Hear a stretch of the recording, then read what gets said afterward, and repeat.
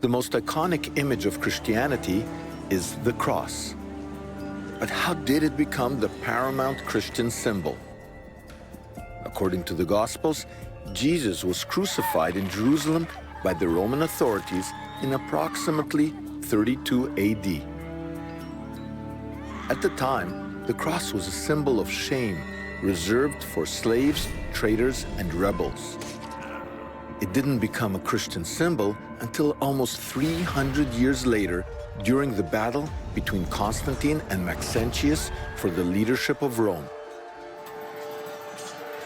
The year was 312 AD, and their famous struggle for power was depicted in these frescoes by Renaissance artist Raphael, based on early Christian sources. Greatly outnumbered, the Emperor Constantine is said to have had a vision of the cross, followed by a dream of Jesus. In that moment, Constantine was said to have denounced his Roman paganism in favor of a newfound belief in Christianity. He ordered his soldiers to paint their shields and banners with the symbol of the cross and led his army to victory. He then went on to convert the entire Roman world to the Christian faith. That's what tradition tells us, but is it true? Are there really no Christian crosses prior to Constantine? Incredibly, there is one that dates to just after the crucifixion. Our investigation begins in Italy, in the city of Herculaneum, buried by the eruption of Vesuvius. In February 1938, while digging up the ancient city, archaeologists discovered something totally unexpected. Today, the public is kept away from this site. They uncovered the clear imprint of a Christian cross that had been nailed to a wall and then pried loose. This cross can date no later than 79 AD, when the city was covered in ash for 2 millennia. The problem is that scholars believe that the cross, as a Christian symbol, did not come into use until 300 years after Vesuvius. Few people want to challenge this opinion. And yet, in a city that was covered in ash, less than 40 years after the crucifixion of Jesus, here is a cross seemingly treated as a Christian symbol. How could that be anything but a cross? You see actually where it was bolted? When they found it, the floor was still there, and there are images where you had an altar in front of it and a thing to kneel on.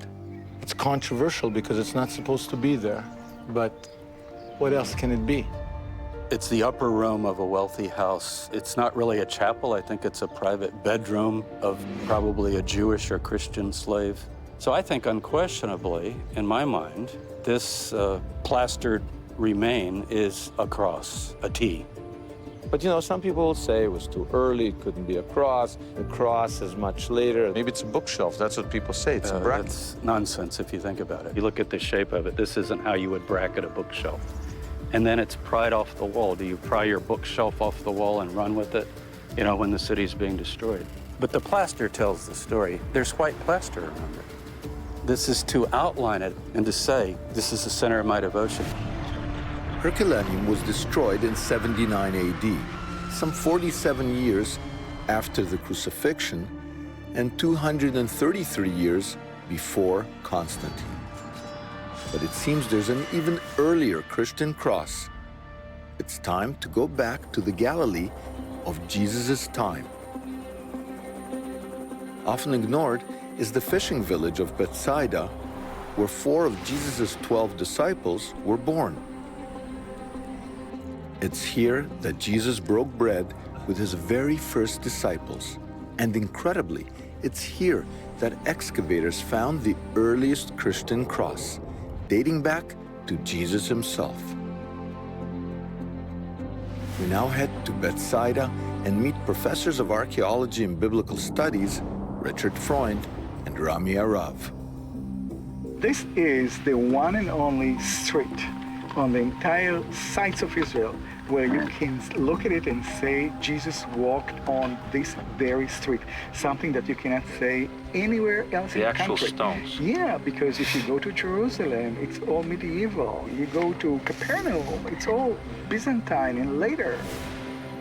Unlike the other towns mentioned in the Gospels, only Bethsaida has remained as it was in the first century. And it's here that a Rav and Freund found the cross. You've got the goods. So can I see it? This image of a cross is not only archaeologically dated to the time of Jesus, it's the oldest cross ever found anywhere. Everybody thought initially, first century cross doesn't make any sense at Bethsaida. And first century cross in general is certainly not a symbol of Christianity. But are you saying that they adopted this symbol? Absolutely. They adopted this symbol as a representation of what was meaningful to them. If this was the place where the apostles met for the first time, every single symbol on every single piece of pottery is meaningful. But where was it found? Incredibly, it was found next to a fisherman's house, and we know from the Gospels that 7 of the 12 disciples were fishermen. More than that, the house is huge, big enough for prayer services. They must have prayed and they must have gathered as they would have in any house synagogue. That was their background. What's a house synagogue? You'd meet in someone's home. This fits that description perfectly. You've got this courtyard, open courtyard. What a wonderful place to gather. So it appears that the house accommodated not a family, but a movement. It even had multiple kitchens. This is the kitchen here. Oh, you know how I know this is the kitchen? How's that? Because it says kitchen. Oh, there you go. And this kitchen is so big, it has not 1, but 2 ovens. There is something else here that you don't usually find in your run-of-the-mill fisherman's village. In here, we discovered 4 intact large wine jars. And did you find the remains of wine inside the jars? There's residue on the inside of the jar that helped us identify them as wine jars.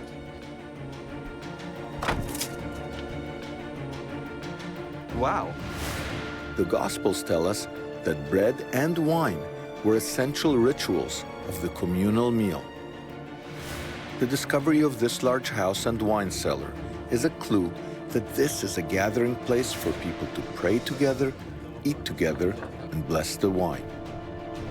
If this is a cross, since it was found in a first century house of prayer, then it literally marks the spot where the First Supper, not the Last Supper, took place.